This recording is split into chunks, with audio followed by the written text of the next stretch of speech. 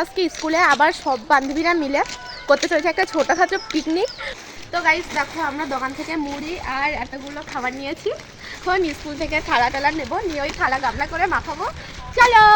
তো গাইস এই খাবারগুলো দিয়ে এখন মন্দাকে বরণ করে দেখো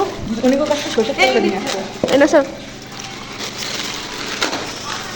হয়তো স্কুল লাইফটা সবার কাছে অনেকটাই সুন্দর, কিন্তু আমার কেন জানি না মনে হয় আমারটা একটু বেশি সুন্দর। কারণ এত সুন্দর সুন্দর বান্ধবী পেয়েছি যাদের নামে হাজার প্রশংসা করলে হয়তো কম হবে না। এক একজনের ফরমাস দেখলে তো তোমরাও অবাক হয়ে যাবে। একজন তো আবার বাড়ির থেকে আমাদের জন্য ধনে পাতা দিয়ে পকোড়া বানিয়ে এনেছে। আজকে আমাদের পিকনিকের আয়োজনটা হঠাৎ করে হয়েছে, কারণ নতুন বছরটা যখন শুরু হয়েছিল সেই দিনটা তো স্কুল ছুটি থাকার কারণে আমরা কেউ স্কুলে আসতে পারিনি। তাই ভাবলাম আজকে একটু ছোটখাটো করে সেলিব্রেশন করা যায়। সবসময় তো সেলিব্রেশনটা আমরা কেক কেটেই করি, আজকেরটা আমরা একটু অন্যরকম ভাবেই করলাম। আর কে বলেছে সেলিব্রেশন করতে সবসময় কেক লাগে? আমার কাছে সেলিব্রেশন করতে গেলে তোমার বান্ধবীদেরই লাগে, কারণ এরা না থাকলে সেলিব্রেশনের সেই মজাটাই আর হয় না।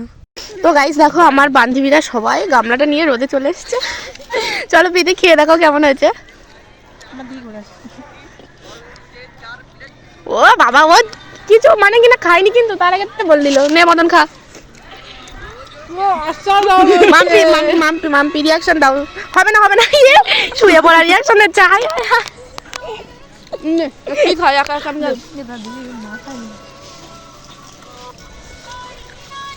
দেখা